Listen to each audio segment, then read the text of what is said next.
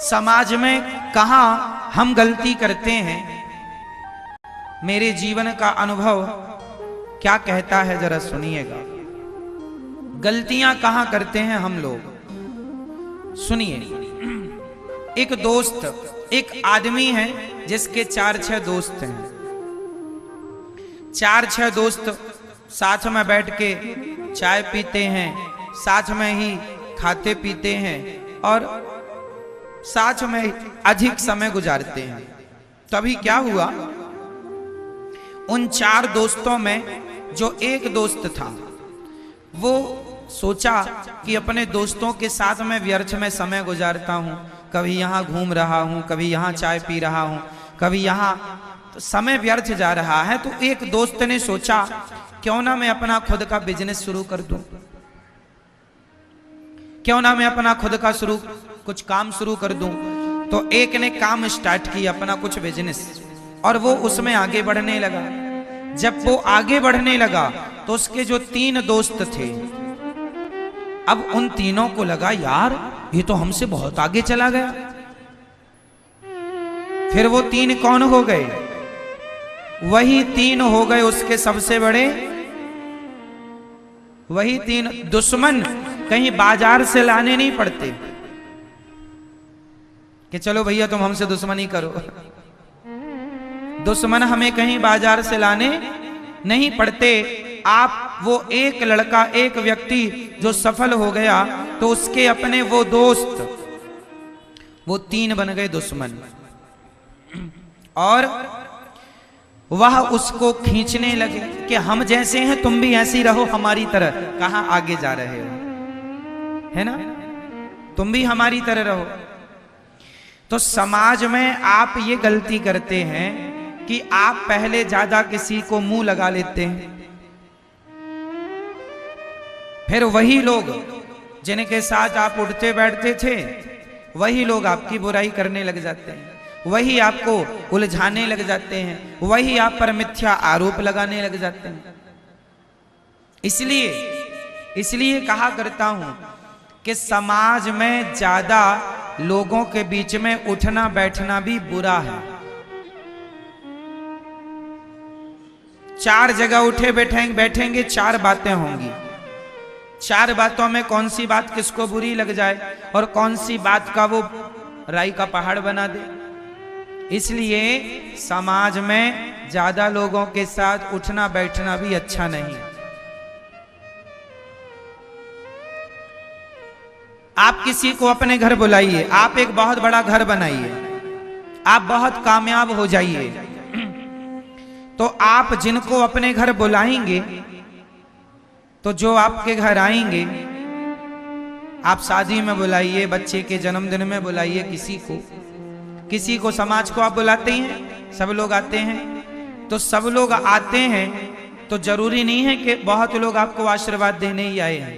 कुछ लोग आपका वैभव देखकर ईर्ष्या पाल ले, अरे इनके पास इतना है, अरे तो इतनी तरक्की कर गए। वो आपसे मिलेंगे, आपका सब देखेंगे और जाकर के आपसे ईर्ष्या द्वेष चालू कर देंगे। इसलिए ज्यादा लोग उनके साथ उठो बैठो जो सदा भगवान की चर्चा करें, सत्संग किया करो, सत्संग में उठो बैठो, व्यर्थ की प्रपंच पंचायत में ना उलझें, यही सार है ना।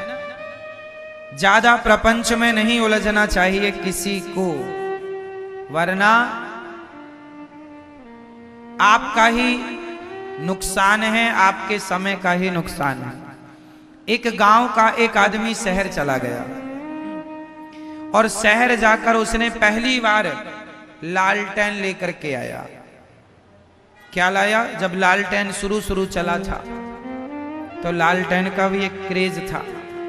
लालटेन जानते हैं आप लोग, लालटेन लेके आया। अब उसने अपने आंगन में लालटेन जलाया, और लालटेन ऐसा होता है कि आंगन में हवा चलती रहे तो भी जलता रहे, क्योंकि कांच का सपोर्ट रहता है उससे। क्यों? अब वो लाया, अब सारे गांव के लोग आए, भैया ये क्या चीज ले आए तुम, हमारा दिया तो हवा में बुझ जाता है, तुम्हारा बुझ नहीं रहा है। अब सारे गांव वाले देखने आए उसकी लालटेन। अब गांव वालों में काना फूसी चालू हो गई, यार भैया अपन सबके घर में अंधेरा है, इसके घर में उजेला है, क्या करें कि इसके घर में भी अंधेरा हो जाए। क्या करें कि इसके घर में भी अंधेरा हो जाए। तो गांव के सभी लोगों ने, कुछ लोगों ने जो ईर्ष्या वाले थे, उन लोगों ने प्लान बनाया। उन लोगों ने कहा या तो इसका लालटेन हम लोग फोड़ दें, या अच्छा बताइए, एक उपाय हमने बताया, गांव के लोगों ने सोचा, कुछ लोगों ने कि या तो हम इसका लालटेन फोड़ दें तो ये भी हमारी जैसे हो जाएगा फिर से, क्योंकि हमारे घर में अंधकार है, इसके घर में भी अंधकार रहेगा, क्योंकि इसके घर में उजेला है। या तो एक उपाय ये है कि इसका लालटेन फोड़ दिया जाए, या दूसरा उपाय ये है, अब बताओ दूसरा उपाय क्या है, आप लोग बताओ दूसरा उपाय क्या है, बता दो। दूसरा उपाय ये है, या अपन लोग भी शहर चलें और अपन लोग भी एक एक लालटेन लेके आए और अपने घर को भी रोशन कर लें, या तो अपन अपने घर को भी रोशनी से भर लें, या तो इसका भी लालटेन तोड़ डालें। कौन सा उपाय अच्छा है? कि उसका भी घर प्रकाश से भरा रहे और अपना घर भी प्रकाश से भर जाए, रोशनी से भर जाए। इसके लिए क्या करना पड़ेगा? उसकी तरह उसकी टांग पकड़ के खींचने समाधान नहीं है, उसका लालटेन तोड़ देना समाधान नहीं है। आप अपने आप को भी इतना कामयाब बना लो कि आपके घर भी एक लालटेन आए और आपका भी घर प्रकाश से भर जाए। तो जीवन में ये सबक हमें लेना सीखना चाहिए कि हम दूसरों को देखकर जलना बंद करें और अपने को भी उसकी तरह कामयाब बनाएं। अपने को भी हम उसकी तरह कामयाब बनाएं, ना कि उसका पांव पकड़ के खींचे। तो ये सिद्धांत जीवन में आप सब लोगों के काम आएंगे, आपके बच्चों के काम आएंगे। पूतना मौसी जैसे लोग भी समाज में रहते हैं, जो जहर लेकर के चली गईं और भगवान को जहर पिलाना चाह रही हैं, पर भगवान ने पूतना को देखते ही अपनी आंखों को बंद कर लिया है। पूतना मौसी ने अपनी आंखें, बोलो मेरी मां, अपनी आंखें बंद कर ली। पूतना ने अपनी आंखें मूंद ली। अब भगवान कृष्ण ने अपनी आंखें मूंद ली पूतना को देखकर। आशय क्या हुआ? आपके लिए एक मैसेज है, ये मैसेज भगवान से मिल रहा है।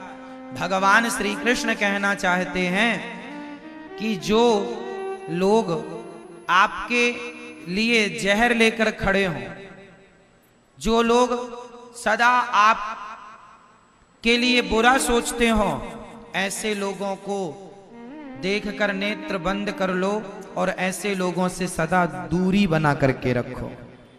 ऐसे लोगों से सदा दूरी बना के रखो। ये मैसेज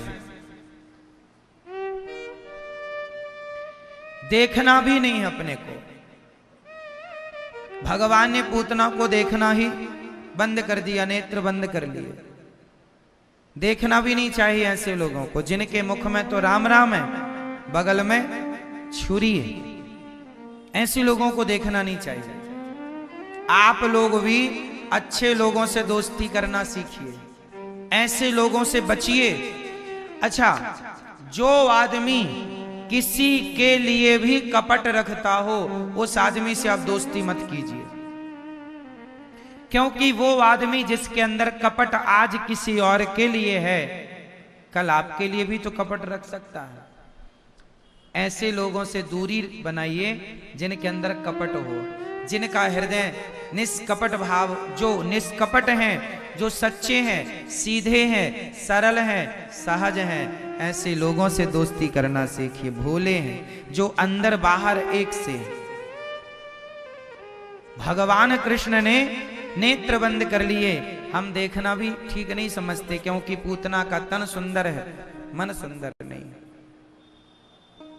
देखो मैसेज है ये आपके लिए, है ना। भगवान को पूतना ने उठाया और अपना स्तन मुंह में दे दिया। भगवान ने जहर पिया, जहर पीने लग गए भगवान। और जहर पीने के बाद भगवान ने क्या किया, थोड़ा दूध था, दूध पीने लग गए। अब थोड़े से प्राण थे, पूतना के भगवान श्री कृष्ण ने प्राण पीने शुरू कर दिए और प्राण पी करके पूतना को मार दिया भगवान ने। इससे क्या मैसेज मिला?